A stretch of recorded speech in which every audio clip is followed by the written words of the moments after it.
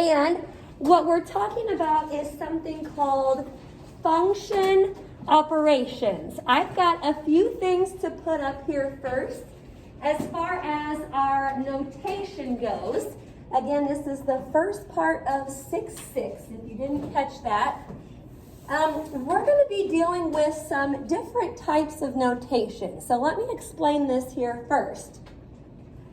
For some of our problems, it's going to ask us to find f plus g of x. F plus g of x. And I just want to make sure you know that when it says f plus g of x, that is the same as taking just f of x plus g of x. So it's the same thing, just written a little bit differently. Okie doke. Gonna go through a few other operations here with you. If they ask you to find f minus g of x, well, kind of the same idea here. You can just break that apart, and that would be just the same as taking f of x minus g of x. Okay, we've done addition, we've done subtraction. Multiplication is the next one up here. So, when they tell us to find f times g of x, the little dot there just means multiply. All we'll do for that is take f of x, the first function, times g of x. Okie doke. And then the last operation that we'll have today is division. So if they say to find f divided by g of x, basically all we would have to do for that is take f of x on top divided by g of x on bottom. Okie doke. If that still doesn't really click yet, you'll see why that's kind of helpful here in a minute when we start our examples. Besides adding, subtracting, multiplying, and dividing, we're also going to have to find the domain of some of these functions. Actually, we might be doing it for all of them today. So I want you to remember what the domain is. We talked about this probably last semester sometime. The domain is just all of the possible x values that the function can take on. All of the possible x's. Okay. Now, a long time ago, when we had to state the domain, all we did was we were actually given like a set of values or a set of ordered pairs, and we just had to go through and basically pick out the x's. Well, it's not going to be just a set of ordered pairs today. It's going to be just some kind of function. So we're going to have to come up with a different way to find the domain. Now, this always sounds a little bit harsh when I first put it up here, but I call these lovingly the domain killers. Okay, it sounds harsh, sounds mean, but there's two things that could happen in a function that could just kill your domain, do bad things to your domain. So I want to tell you what both of those are, and these are the things that we're going to have to look out for. These are the domain killers. First one, no particular order really, just the first one I have up there, taking the square root of a negative. That is no good. If you take the square root of a negative, it's going to kill your domain. So that's something you'll have to look for. Now, the other domain killer, which is probably what we'll see more of today, is a 0 on the bottom of a fraction. No good. That would kill your domain. A 0 on the bottom of a fraction. Okie doke. So basically, with each problem today, we're either going to add, subtract, multiply, or divide. We'll get that answer, and then they'll probably ask us to find the domain of our answer. So again, these are the two things we're looking for. Square root of a negative, that would not be good, and also a 0 on the bottom of a fraction. We'll come back to talk about those some more here in just a little bit. So why don't you go ahead and just copy those directions down. These will be for our first, I think, 4 examples. And then I'll change the directions a little bit after that.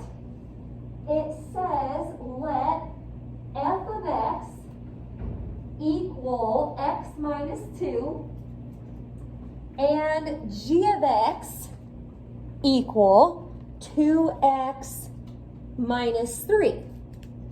Those are the functions. Then it says, perform each function operation, so either add, subtract, multiply, or divide. Perform each function operation and find the domain of the result. Perform each function operation and find the domain of the result. All right. For example 1, this is what we're supposed to find: f plus g of x. F plus g of x. Now, like you wrote down earlier at the very beginning of the lesson, f plus g of x is really the same as just taking f of x plus g of x. I would kind of rather think of it like this, because then I can just come up here and use those. F of x is x minus 2, and to that I'm supposed to add g of x, which is 2x minus 3. So really I just have to combine my like terms here. X plus 2x would be 3x. Negative 2 minus 3 is negative 5. So this is the answer to the first part. Perform the function operation. We did. We added those functions up. Now we still have to find the domain of the result, the domain of our answer. So to use those domain killers, there's just 2 things you have to look for. First of all, the number 1 domain killer that you wrote down was the square root of a negative. Do you see any square roots in your answer? No, so we're not going to worry about domain killer number 1. Moving on to domain killer number 2, there's a 0 on the bottom of a fraction. That would be a domain killer, but do you see any fractions in our answer? No, so that's not going to matter either. If neither one of those domain killers is going to matter with your answer. So in other words, if you don't have any square roots and you don't have any fractions, then you don't have anything to worry about, and you'll just say all real numbers for the domain. Okay, so 2 answers. 3x minus 5. Domain for that is all real numbers. Let's try another one here. Now, example 2 is subtraction, so please be careful with this. Now we have to find f minus g of x. F minus g of x. It's the same as taking f of x minus g of x, but the reason I said be careful is because, looky here, g of x is a quantity with 2 terms. So when I subtract g of x, this is what a lot of people do, but it's not right. Don't just put minus 2x minus 3. That's not what's happening here. You're actually subtracting the entire 2x minus 3. So this little negative in front has to get distributed. And once I do that, it actually turns into x minus 2 minus 2x plus 3. I'm going to say it one more time because I've seen so many people do this in the past. Don't be one of those people. When you subtract a quantity, there it is, like that, you have to put that in parentheses. It really didn't matter over here with addition. We didn't have to do that over here because if you think about distributing a plus sign, it's not really going to change anything, but the minus sign will. So once you combine your like terms, you should really get a negative x plus 1. And then going through our domain killers, square root of a negative, we don't have any square roots. 0 on the bottom of a fraction, we don't have any fractions. So here again, domain is just all real numbers. Okay, that'll change here in a little bit, but first couple have been fine. Any questions about those two? Moving right along. Well, I'm still using those same functions here, but it's a different operation. For number 3, now we have to find f times g of x. F times g of x. Again, that's just kind of another way of saying you're taking f of x times g of x. F of x times g of x. Well, f of x is x minus 2. G of x is 2x minus 3. So to multiply those, you're just multiplying binomials here, which means we just need to FOIL. X times 2x would be 2x squared. Outer terms would give me a negative 3x. Inner terms is a negative 4x. Last terms is a positive 6. So combine those like terms in the middle, and that would be our function operation result. 2x squared minus 7x plus 6. Now I'm going to do kind of the same thing here for the domain. Check your domain killers. Square root of a negative, we don't have a square root. We have a square, but not a square root. And we don't have any fractions either. So once again, the domain for this will be all real numbers. Okie doke.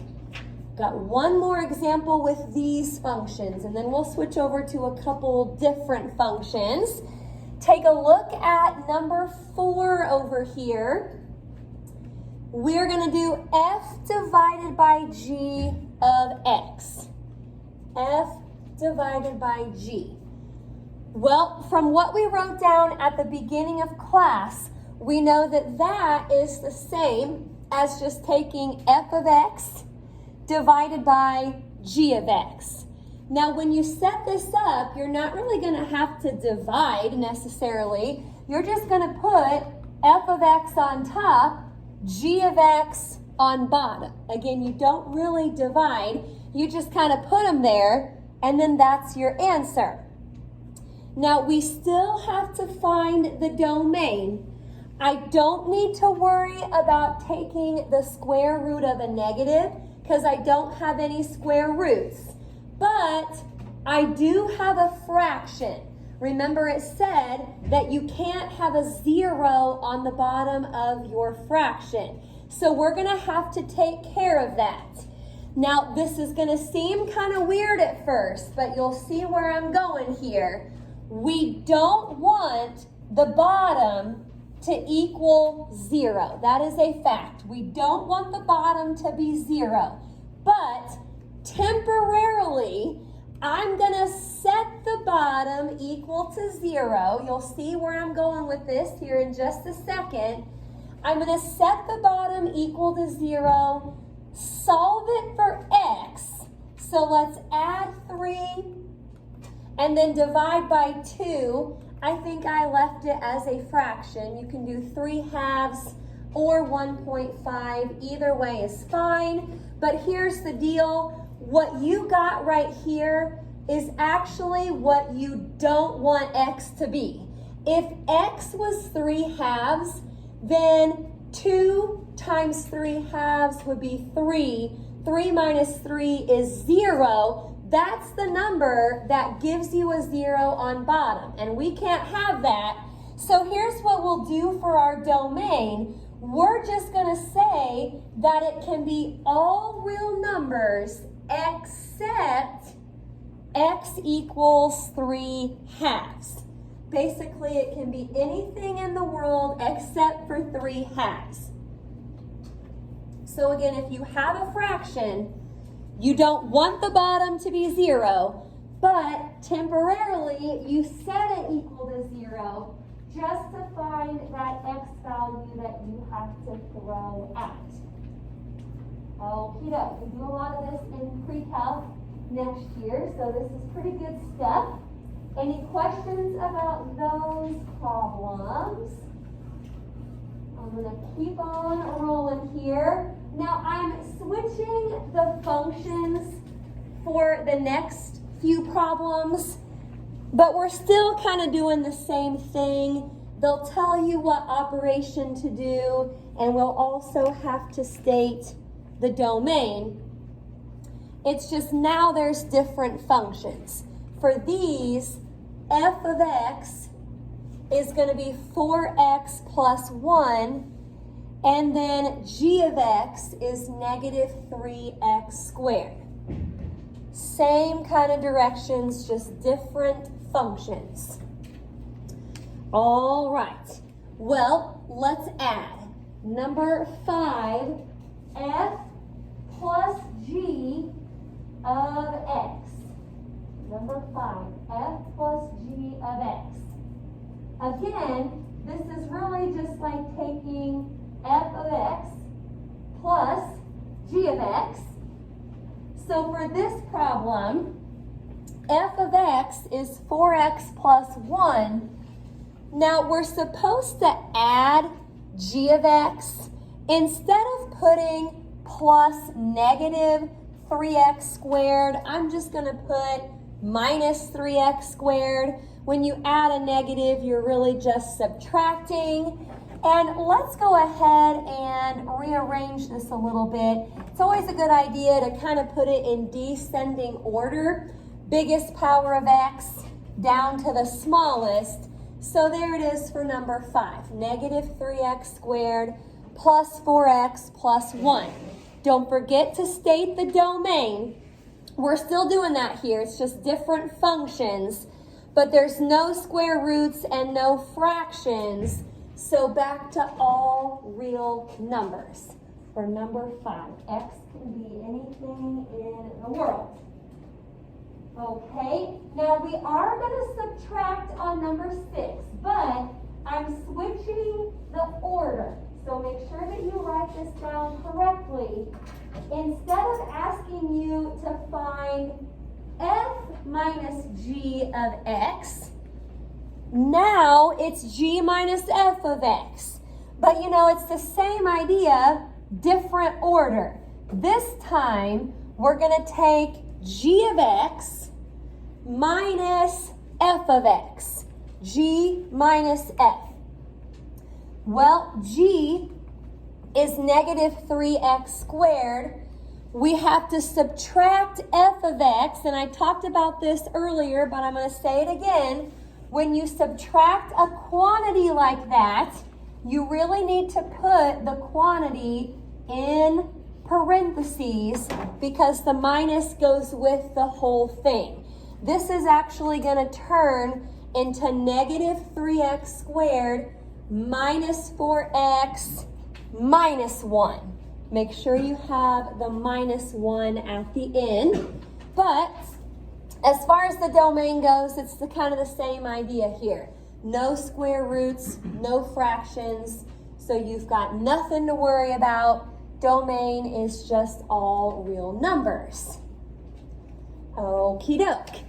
Let's go ahead and do a multiplication example here for number 7.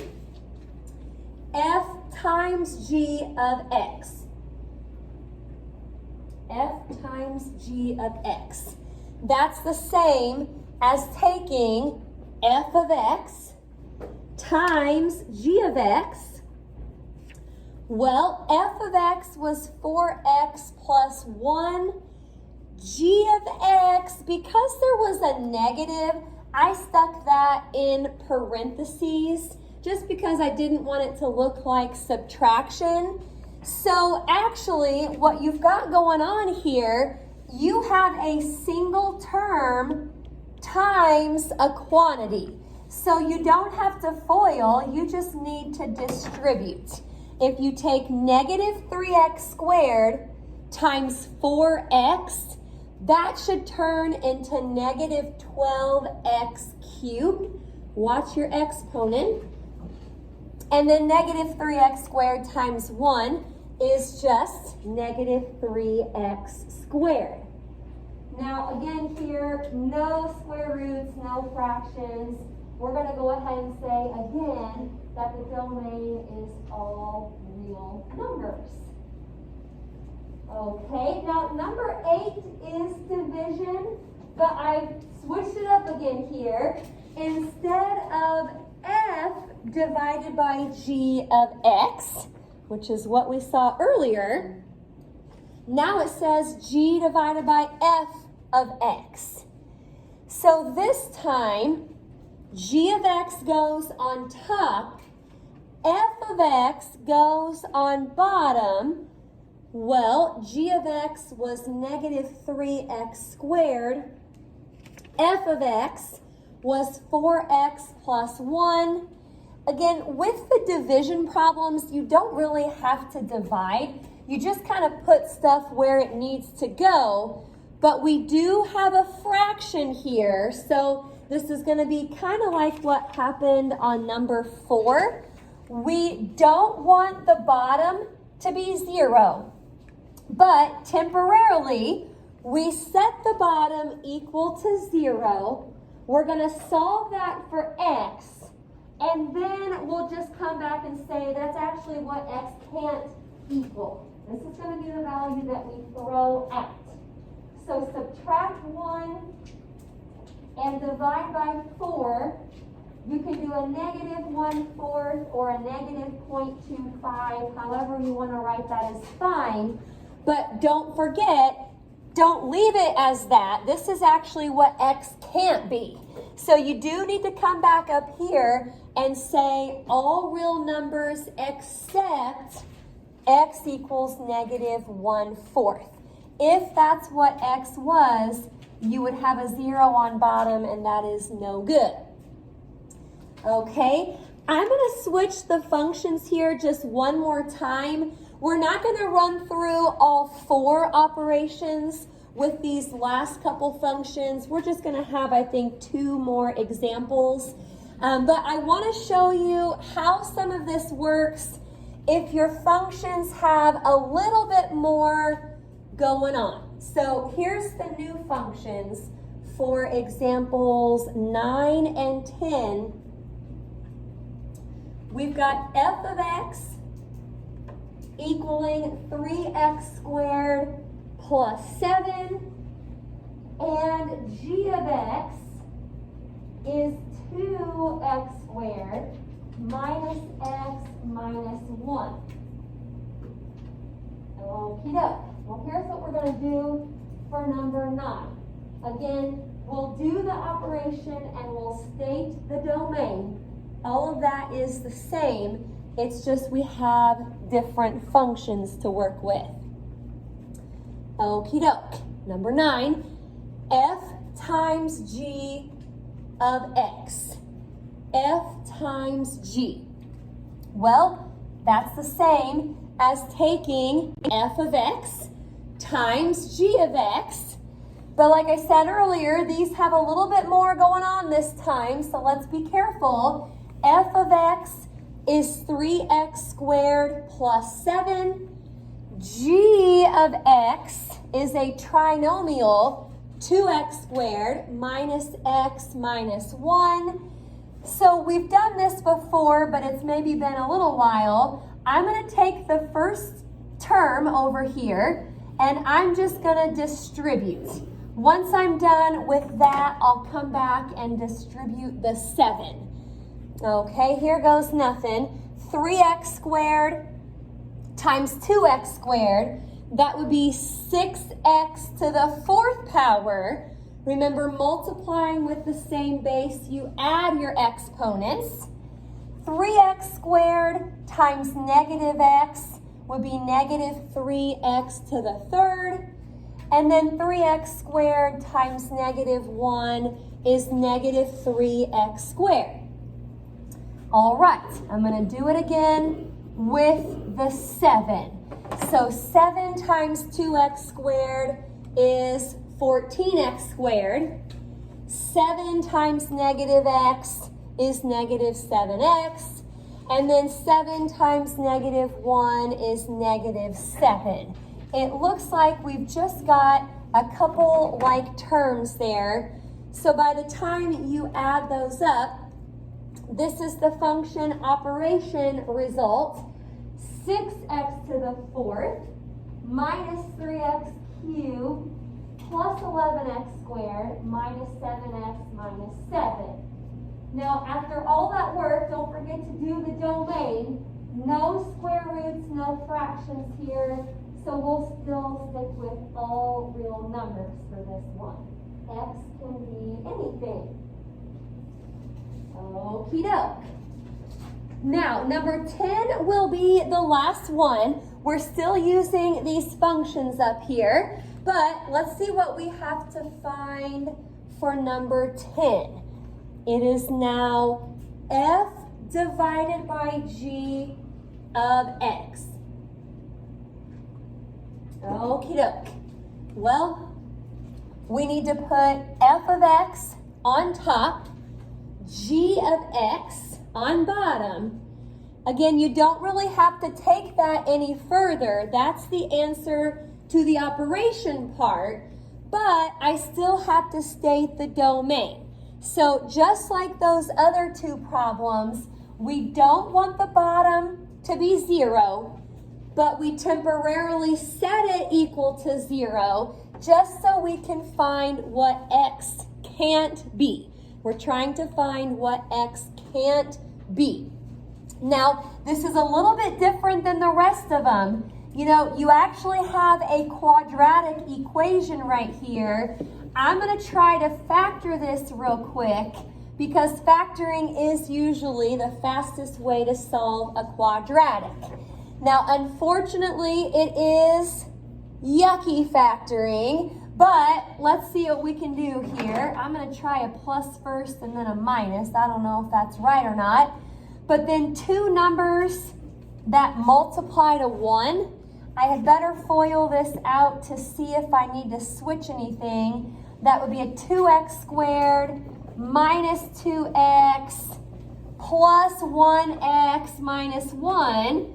Actually, that does give me what I needed. So it does factor, but now we have to just break those apart and solve for x.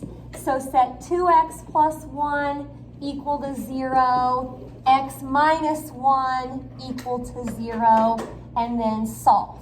So this should give me a negative 1/2 or negative 0.5. That is a positive 1. Again, don't leave your answer like that, because if you just leave it like this, it almost looks like this is what you want x to be. But we're going to come back and say it's all real numbers except x equals 1 or x equals negative 1/2. You can't have either one of those in your domain.